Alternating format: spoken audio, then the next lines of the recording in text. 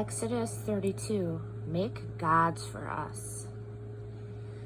When the people realized that Moses was taking forever and coming down off the mountain, they rallied around Aaron and said, "Do something. Make gods for us who will lead us." That Moses, the man who got us out of Egypt, who knows what's happened to him? So Aaron told them, "Take off the gold rings from the ears of your wives and sons and daughters and bring them to me." They all did it. They removed the gold rings from their ears and brought them to Aaron.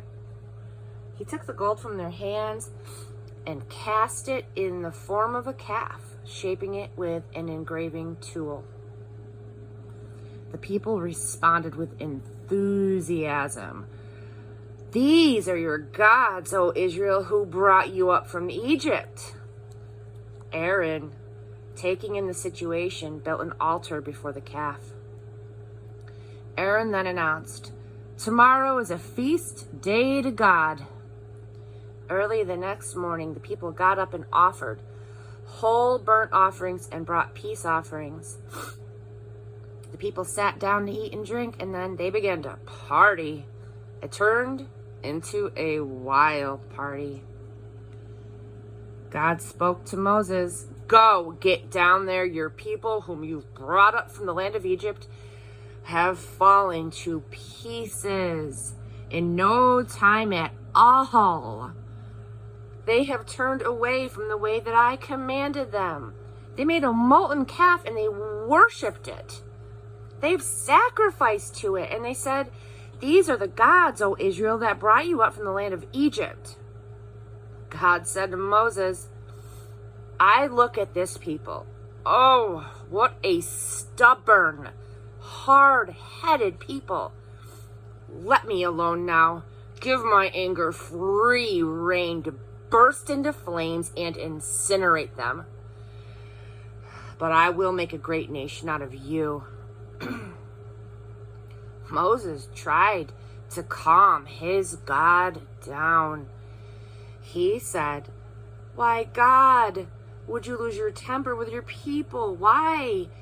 You brought them out of Egypt in a tremendous demonstration of power and strength.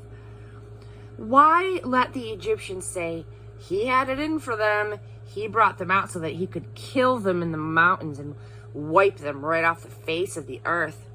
Stop your anger. Think twice about bringing evil against your people. Think of Abraham, Isaac, and Israel, your servants to whom you gave your word, telling them, 'I will give you many children, as many as the stars in the sky, and I'll give this land to your children as their land forever.' And God did think twice. He decided not to do the evil that he had threatened against his people. This is why prayer is important. Moses turned around and came down from the mountains carrying the 2 tablets of the testimony. The tablets were written on both sides, front and back. God made the tablets, and God wrote the tablets. He engraved them. When Joshua heard the sounds of the people shouting noisily, he said to Moses, "That is the sound of war in the camp." But Moses said, "Those aren't songs of victory, and those aren't songs of defeat. I hear songs of people throwing a party." And that's what it was. And Moses came near to the camp, and he saw the calf and the people dancing. His anger flared. He threw down the tablets and smashed them to pieces at the foot of the mountain. He took the calf that they had made, he melted it down with fire, pulverized it to powder, and then he scattered it on the water, and he made the Israelites drink it. Moses said to Aaron, What on earth did these people ever do to you that you would have involved them in this huge sin?" Aaron said, "Master, don't be angry. You know this people and how set on evil they are. They said to me, 'Make us gods who will lead us.' This Moses, this man who brought us out of Egypt, we don't know what's happened to him." So I said, "Who has gold?" And they took off their jewelry and they gave it to me. I threw it in the fire and out came this calf. Just popped right out of the fire. Moses saw that the people were simply running wild.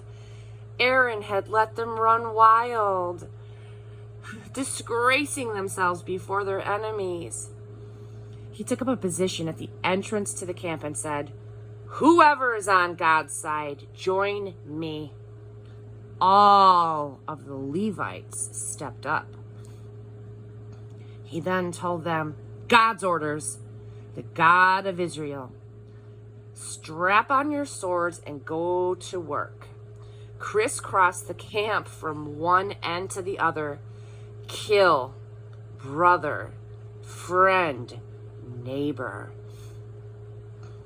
The Levites carried out Moses' orders. 3,000 of the people were killed that day. Moses said, "You confirmed your ordination today, and at a great cost, even killing your sons and brothers, and God has blessed you." The next day, Moses addressed the people. "You have sinned an enormous sin, but I'm going to go up to God. Maybe I'll be able to clear you of your sin." Moses went back to God and said, "This is terrible. This people has sinned. It's an enormous sin. They've made gods of gold for themselves, and now, if you will only forgive their sin, but if not, erase me out of the book that you've written." God said to Moses, "I'll only erase from my book those who sin against me. For right now, you go and lead the people to where I told you. Look, my angel is going ahead of you. On the day, though, when I settle accounts, their sins will certainly be part of the settlement." God sent a plague on the people because of the calf they and Aaron had made.